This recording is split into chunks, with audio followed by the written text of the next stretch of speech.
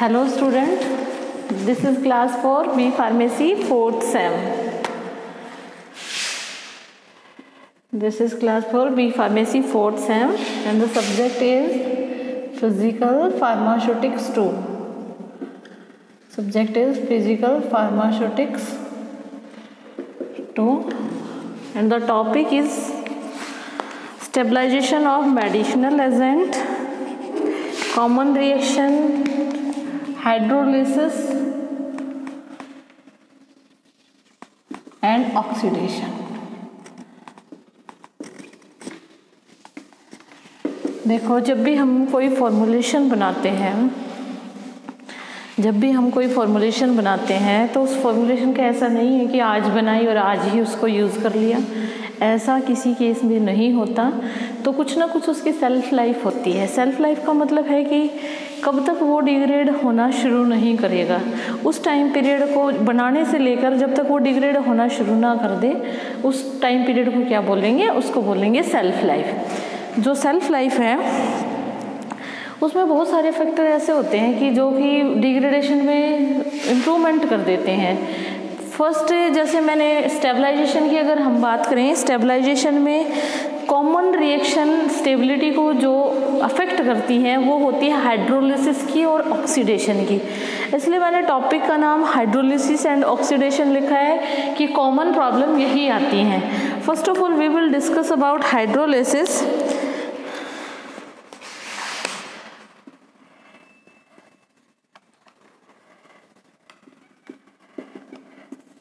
Hydrolysis क्या है?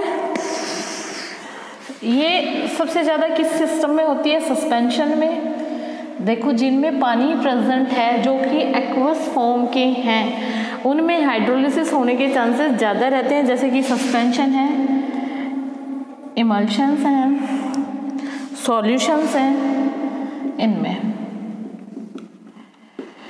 ठीक है। और कई बार क्या होते हैं, कुछ ड्रग ऐसे होते हैं, drug affected from environmental moisture, affected from environmental moisture, environmental moisture से अफेक्ट होते हैं। जनरली जो रिएक्शन होती है हाइड्रोलिसिस की कैटालाइज्ड होती है, किससे? Catalysed through hydrogen ion and hydroxyl ions, hydrogen ions and hydroxyl ions. ठीक है। जो हाइड्रोजन आयन होते हैं ये एसिड, ये बेस, ऐसा हो सकता है। दो टाइप की हाइड्रोलिसिस होती है। कोई भी फॉर्मूलेशन है अगर उसमें डिग्रेडेशन हो रही है हाइड्रोलिसिस के कारण, तो उसमें दो टाइप की हाइड्रोलिसिस हो सकती है। फर्स्ट है ester hydrolysis, ester hydrolysis, then है अमाइड हाइड्रोलिसिस।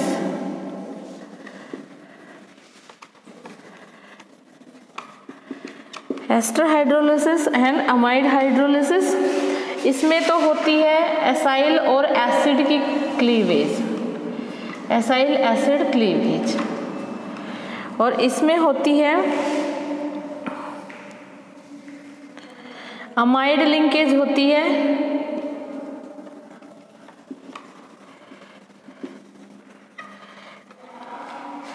इसमें अल्कोहल मिलता है और इसमें क्या मिलता है? अमीन मिलता है, अल्कोहल नहीं मिलता। ठीक है। ये होती है जैसे कि क्लोरमफेनिकोल है, बार्बिचुरेट्स में ऐसा हो सकता है। क्लोरमफेनिकोल, बार्बिचुरेट्स, इसमें ऐसा हो सकता है।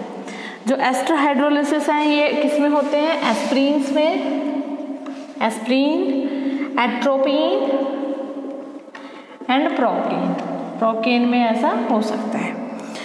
फिर ये हाइड्रोलिसिस होती है फॉर्मूलेशन को डिग्रेड करने के लिए। तो कोई ना कोई ऐसा उपाय भी होगा जो कि हाइड्रोलिसिस से प्रिवेंट कर सके, तो उसमें आते हैं प्रोटेक्शन में, प्रोटेक्शन कैसे करें, प्रोटेक्शन अगेंस्ट हाइड्रोलिसिस।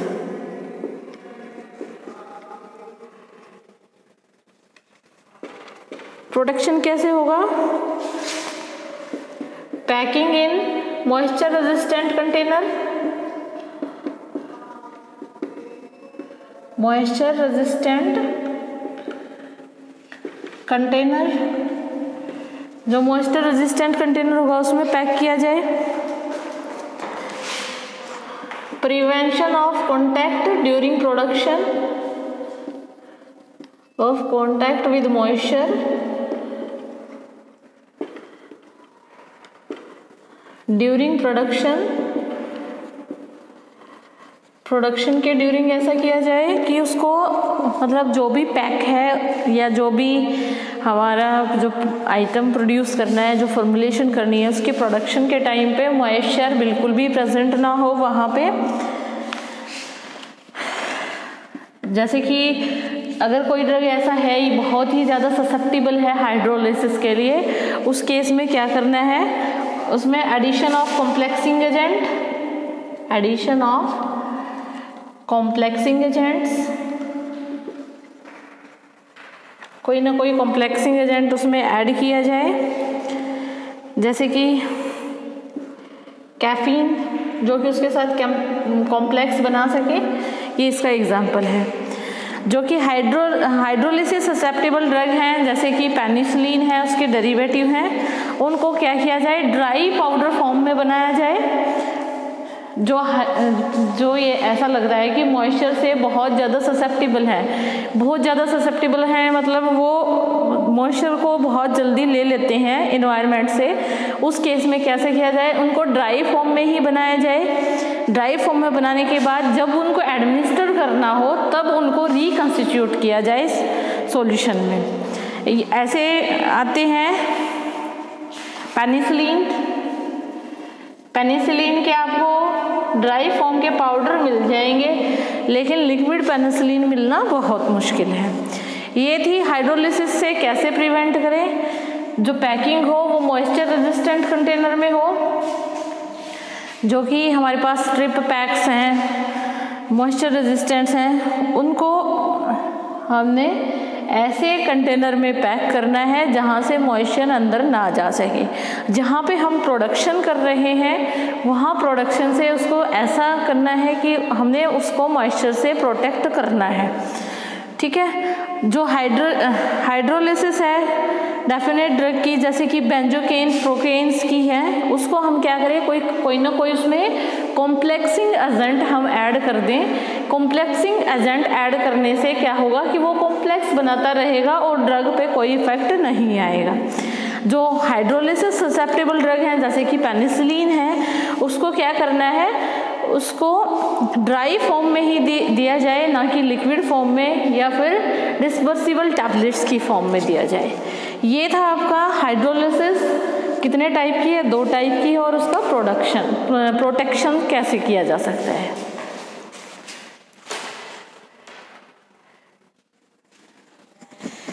नेक्स्ट है ऑक्सीडेशन।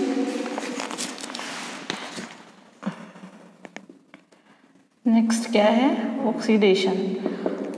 देखो ऑक्सीडेशन कब मेजर किया जाता है, एनवायरनमेंट से मेजर कर सकते हैं या हम ऑक्सीडाइजिंग एजेंट से। मेजर्ड बाय एनवायरनमेंट और ऑक्सीडाइजिंग एजेंट्स, उनसे हम इसको मेजर कर सकते हैं, ठीक है।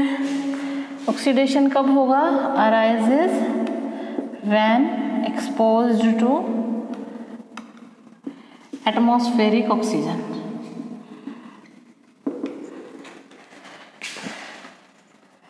कब होगा ऑक्सीडेशन, जब एटमॉस्फेरिक ऑक्सीजन पे ये एक्सपोज कर दी जाए कोई ड्रग की फॉर्मुलेशन, ठीक है, या फिर एडिशन ऑफ ऑक्सीजन, या उस फॉर्मुलेशन में ऑक्सीजन ऐड की जाए, या और removal of hydrogen, removal of hydrogen को उस सिस्टम से रिमूव किया जाए।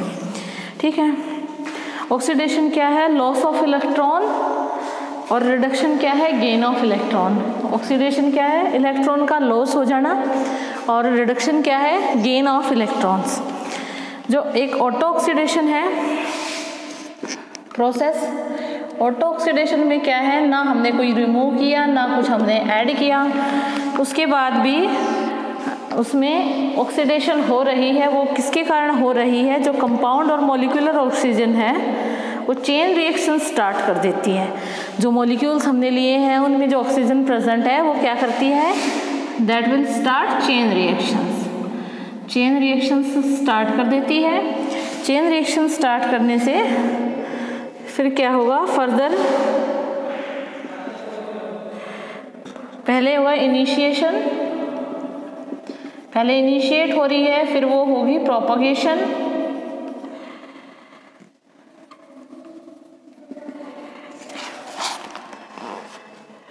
फिर डिकम्पोजिशन, डिकम्पोज करके उस मटेरियल को, उसके बाद क्या होगा? टर्मिनेशन, वो रुक जाएगी। क्या हो जाएगा? रुक जाएगी। ये थी ऑटो ऑक्सीडेशन प्रोसेस। कोई भी ऑक्सीडाइजिंग एजेंट से या इन्वायरमेंटल ऑक्सीजन से हम ऑक्सीडेशन को मेज़र कर सकते हैं, लेकिन ये सारी चीज़ें किसी फॉर्मुलेशन में हो रही हैं। ये सारी चीज़ें हो रही हैं, चेन रिएक्शन हो रही है, उसमें खुद ब खुद ऑक्सीडेशन हुआ जा रहा है, तो उसको हमने प्रोटेक्ट भी तो करना है, तभी हम उसकी सेल्फ लाइफ बढ़ा पाएंगे। जब तक हम उसको प्रोटेक्ट नहीं करेंगे उसकी सेल्फ लाइफ नहीं बढ़ पाएगी। तो प्रोटेक्शन क्या है?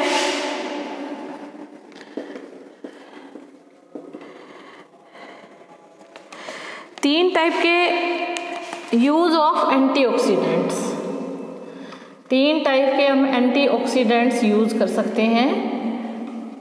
वो एंटीऑक्सीडेंट्स क्या रहेंगे? फर्स्ट क्लास जो रहेगी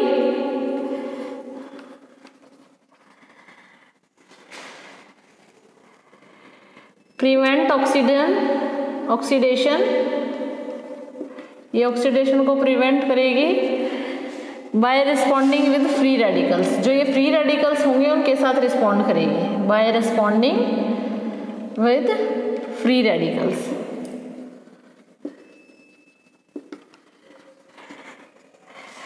ठीक है। फिर है सेकंड क्लास। सेकंड क्लास में क्या होंगे? रिड्यूसिंग एजेंट्स होंगे। सेकंड क्लास में क्या होंगे? रिड्यूसिंग एजेंट्स होंगे और वे प्रिजर्व के काम करेंगे, जैसे कि ascorbic acid, iso ascorbic acid, potassium और सोडियम साल्ट। फिर है इसकी थर्ड क्लास। थर्ड क्लास में है इनका अपना लेस एंटीऑक्सीडेंट एक्शन होता है, खुद का एक्शन कुछ नहीं करता,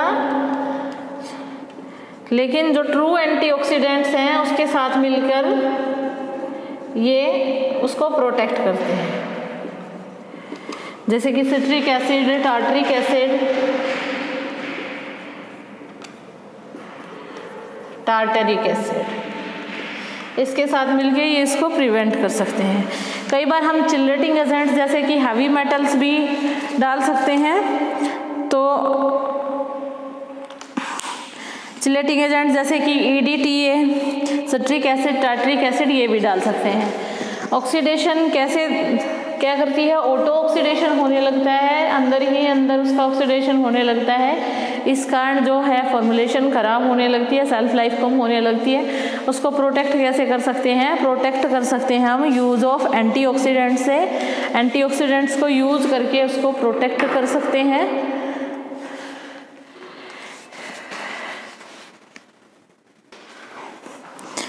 नेक्स्ट है फोटोलिसिस।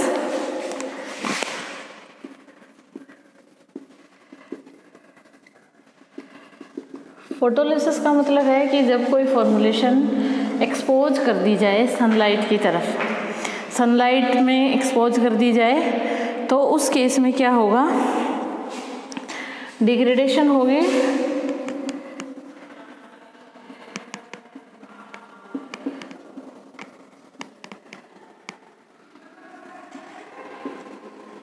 जब सनलाइट में उसको एक्सपोज कर दिया जाए तो उसमें डिग्रेडेशन होगी। तो प्रिवेंट कैसे कर सकते हैं? प्रिवेंशन क्या है? प्रिवेंशन ये है कि स्टोर्ड इन अंबर कलर्ड बोतल, अंबर कलर्ड बोतल में उनको स्टोर किया जाए, डार्क प्लेस पे स्टोर किया जाए, तो हम उसको कर सकते हैं। कुछ एग्जाम्पल जो कि डिग्रेड हो सकते हैं सनलाइट से भी, वो है riboflavin, ascorbic acid, morphine sulphate injection,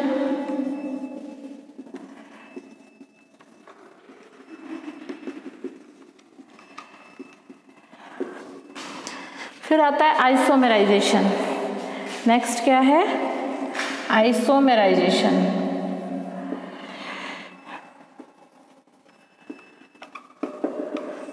isomerisation में क्या है? इंटर कन्वर्जन हो जाता है, inter conversion from one form to another, मतलब एक्टिव कंपाउंड से इनएक्टिव कंपाउंड बन जाता है आइसोमराइजेशन के कारण। तो मतलब डी आइसोमर है, जैसे कि ऑप्टिकली डी आइसोमर है, वो एल आइसोमर या सिस फॉर्म में कन्वर्ट हो जाता है। जो सिस है वो डी है वो एल में कन्वर्ट हो जाए, सिस है वो ट्रांस में कन्वर्ट हो जाए। उसको प्रोटेक्शन कैसे कर सकते हैं? प्रोटेक्ट किससे करना है? Protect from light, heat,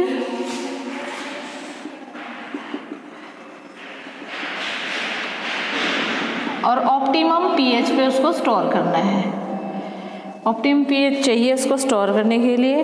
example हैं जैसे कि एड्रेनलिन, अगर सिस फॉर्म का है तो वो एक्टिव है, और अगर ट्रांस फॉर्म में कन्वर्ट हो गया तो वो नॉन एक्टिव रहेगा। ये थी stabilization against hydrolysis and oxidation. यहाँ पे ये टॉपिक कंप्लीट होता है। अगर आपको कोई भी क्वेरीज हो तो आप कमेंट बॉक्स में पूछ सकते हो। Thank you and have a nice day.